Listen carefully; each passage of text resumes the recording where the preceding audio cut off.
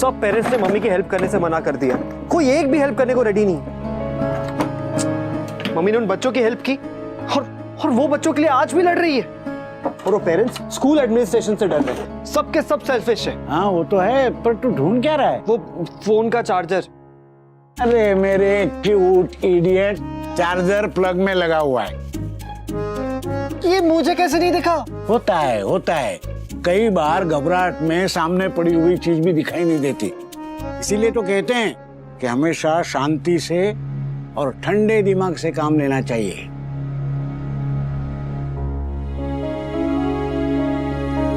बापूजी बिल्कुल ठीक कह रहे हैं। जैसे समर को सामने पड़ा चार्जर नहीं दिखाई दिया, हो सकता है कि रास्ता मेरे सामने हो, बस मैं ही नहीं देख पा रही हूँ।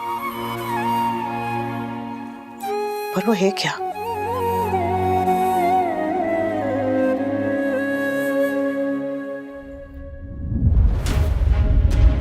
गैस का चूल्हा।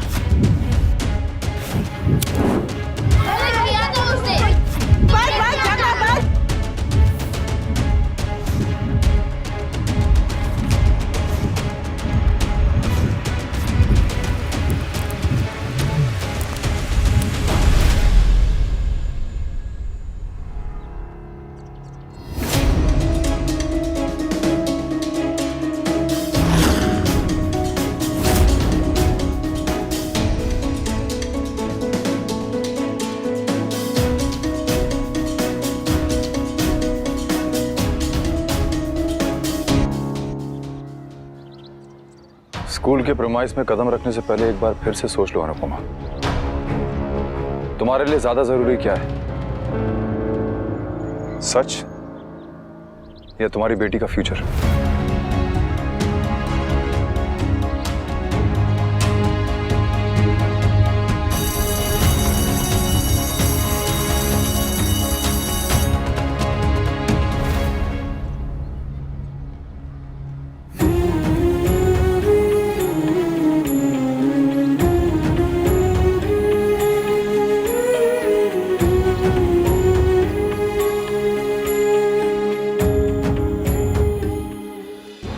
जो कर रही हो ना, उसकी वजह से मेरे बापूजी का सुकून और उनकी बची खुची इज्जत सब मिट्टी में मिल जाएगा। तुम्हारी वजह से वो लोग इस उम्र में कोर्ट कचहरी के चक्कर काटते रहेंगे। क्या मिल जाएगा तुम? हाँ, ये तुम्हारा झंडा उठा के और स्कूल के खिलाफ अपना मोर्चा निकाल के क्या मिल जाएगा? और गुस्से में आके अगर पाखी ने कोई उल्टा सीधा कदम उठा लिया तो स्कूल के बच्चों की जान बचाते बचाते तुम कहीं अपनी बेटी को मत खो बैठना। एक बार फिर सोच लो अनुपमा, स्कूल वालों को उनकी गलती का एहसास कराते कराते तुम खुद कितनी बड़ी गलती कर रही हो, इसका तुम्हें आइडिया भी नहीं है।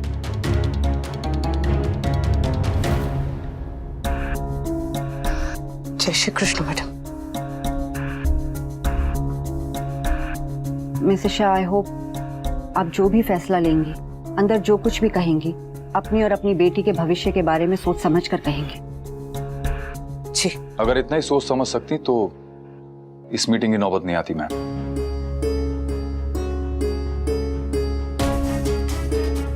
मैं तो अभी कहूंगी कि कमेटी के सामने सारा इल्जाम अपने सर पर लेकर बात यहीं खत्म कीजिए, इसी में सबकी भलाई है। मैं भी इन्हें यही समझा रहा हूं, लेकिन ये समझे तो ना। Please Mrs Shah, just do it.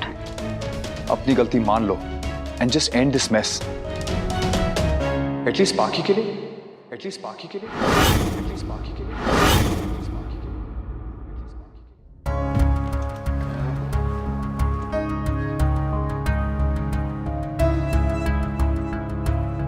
लिए। मीटा चेयरमैन मिस्टर अरोड़ा, और ये हमारे स्कूल के ट्रस्टीज हैं, मिस्टर वर्मा, मिस्टर पटेल और मिस्टर गुजराल। और ये है मिसेस अनुपमा शाह और इनके हस्बैंड मिस्टर वनराज शाह। जय श्री कृष्ण। मिसेस शाह, आप यहाँ बैठिए और आप लोग प्लीज।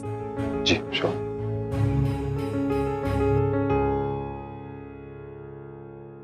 मम्मी प्लीज मेरी लाइफ खराब मत करना। आप सही हो या गलत, I don't care. All I know is कि आप बस ये मैथ सॉर्ट आउट कर दें, क्योंकि मुझे इसी स्कूल में पढ़ना है। आपके हाथ कैसे हैं मिसेस शाह? पहले से ठीक है। मिसेस शाह, हमारे स्कूल में ऐसा हादसा पहली बार हुआ है और आप तो जानती हैं कि ये स्कूल अहमदाबाद का टॉप रेटेड स्कूल है। जी जानती हूँ, इसलिए हमने हमारी स्वीटी पाखी का एडमिशन भी इस स्कूल में करवाया है। फिर तो आप ये भी जानती होंगी कि हमारे स्कूल में सिर्फ एजुकेशन पर ही नहीं, बच्चों की सेफ्टी पर भी पूरा ध्यान दिया जाता है। जी मिसेस शाह, ये आपका पहला जॉब है जी। और आपने ये स्कूल दोबारा ज्वाइन किया है? पहली बार आपको जॉब से निकाल दिया गया था? जी और ये जो दोबारा आपको चांस मिला है, ये आपके ही मांगने पर दिया गया था? जी। मिसेस शाह, आपको तो पता है कि कुकिंग क्लास के दौरान कितनी सावधानी रखनी पड़ती है। एक जरा सी लापरवाही किसी भी बड़े हादसे को जन्म दे सकती है। फिर भी आपने लापरवाही की? जी नहीं, मैंने कोई लापरवाही नहीं की। तो आपके कहने का मतलब है कि गलती आपकी नहीं है? जी, गलती मेरी नहीं है। आपकी नहीं है तो क्या हमारी है? या फिर उनकी है जिन्होंने स्कूल खोला, या फिर प्रिंसिपल मैडम की जिन्होंने आपको जॉब पर रखा? सर, वो हादसा मिसेस शाह की लापरवाही की वजह से हुआ था। सच तो ये है, ना इनका काम पे ध्यान था, ना ही बच्चों पे। She is the one who is responsible. हम सब ने देखा है। आप झूठ बोल रहे हैं। वहाँ जो भी हुआ आप में से किसी ने भी नहीं देखा, क्योंकि आप में से कोई भी वहाँ मौजूद ही नहीं था। यहाँ तक कि प्रिंसिपल मैडम भी हादसे के वक्त वहाँ नहीं थी। इस बात से फैक्ट नहीं बदल सकता कि हादसा आपकी क्लास में हुआ, आपकी वजह से हुआ। हादसा मेरी क्लास में जरूर हुआ है, पर मेरी वजह से नहीं हुआ है। सुना है कि आपके मैरिड लाइफ में इश्यूज चल रहे हैं? जी सर, मेन बात यह है कि मिसेस शाह के जो पर्सनल लाइफ में प्रॉब्लम चल रहे हैं, उसकी वजह से ये अपने काम पे ध्यान नहीं दे पा रही। मिसेस शाह, पर्सनल लाइफ और प्रोफेशनल लाइफ को हमेशा अलग रखना चाहिए। हाँ, लगता है आप अपने घर और स्कूल पर बराबर ध्यान नहीं दे पाए। आप बिल्कुल सही कह रहे हैं। मैं घर और स्कूल पे बराबर ध्यान नहीं दे पाई, क्योंकि मैंने स्कूल पर ज्यादा ध्यान दिया। घर में तो मैं बस माँ हूँ, यहाँ मैं टीचर और माँ दोनों हूँ। मैं अपने स्टूडेंट से भी उतना ही प्यार करती हूँ जितना अपने बच्चों से। बड़ा ही जानलेवा है आपका ये प्यार। प्यार करती हैं तो क्या आपको लापरवाही करने का भी हक मिला है? लापरवाही मेरी नहीं, स्कूल के प्रशासन की थी। What do you mean? आप एडमिनिस्ट्रेशन पर इल्जाम लगा रही हैं? आपकी लापरवाही की वजह से आग लगी थी, इसमें एडमिनिस्ट्रेशन कहाँ से आ गया? अगर आपको लगता है कि आप अपनी गलती एडमिनिस्ट्रेशन पर डालकर बच जाएंगी, तो ये आपकी सबसे बड़ी गलतफहमी है। अगर बहू ने वहाँ जाके अपनी जिद नहीं छोड़ी ना, तो पिछले 25 साल में मैंने उसे जितने ताने मारे हैं ना, उतने ताने आज के आज सुनाऊंगी। और खबरदार जो आपने मुझे बीच में रोका तो। रिलैक्स बा, ऐसी नौबत ही नहीं आएगी। मिसेस शाह, अगर आप अपनी गलती मान लेती हैं तो हम लोग आपके खिलाफ स्ट्रॉन्ग एक्शन नहीं लेंगे और आपकी नौकरी भी आपके पास ही रहेगी। और अगर आपने अपनी गलती एडमिनिस्ट्रेशन पर डालने की कोशिश की, तो आपके खिलाफ सख्त से सख्त कार्रवाई की जाएगी। तो आप लोग चाहते हैं कि मैं वो गलती मान लूं जो मैंने की ही नहीं? अगर गलती आपने नहीं की तो फिर किसने की? किसकी गलती से हादसा हुआ? मेरी गलती बस इतनी है कि मैं बच्चों का झगड़ा सुलझाने में लग गई। बस उतनी देर के लिए मेरा ध्यान गैस के चूल्हे पर से हट गया। सी, फैसला हो गया, गलती आपकी थी। पर उस क्लास में गैस का चूल्हा मैंने नहीं रखा था। आप खुद सोचिए सर, क्या इतने छोटे बच्चों की क्लास में गैस का चूल्हा होना चाहिए?